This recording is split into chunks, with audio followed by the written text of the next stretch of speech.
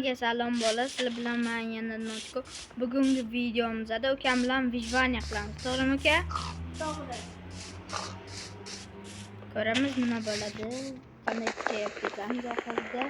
Like bosinglar. Like obuna bo'lib qo'yinglar bola. 15 ta kun bor edi. 13 taga tushib ketdi-da. Bola. Like obuna tirs bosinglar.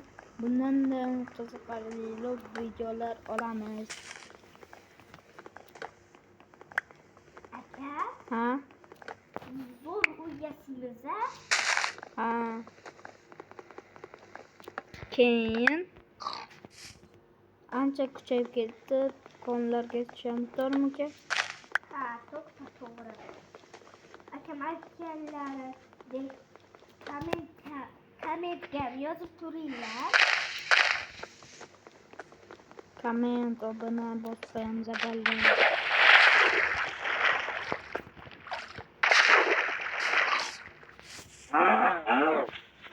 Uka, mana sigirni o'ldirishyor. Qari.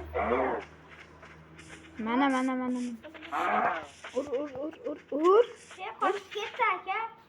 Bizni Men o'ldirdim. Seni qorningni ko'rdi. Ochbar. Yomon gapirma. Aka, daraxt choping.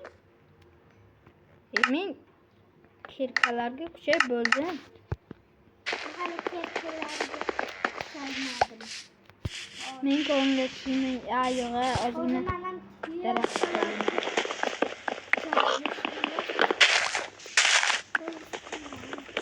Men blokka tushayim, kechaga Bolalar ko'pini bosib qo'ysalar, boy va kambag'al videosini yana olamiz. Ikkinchi qismini.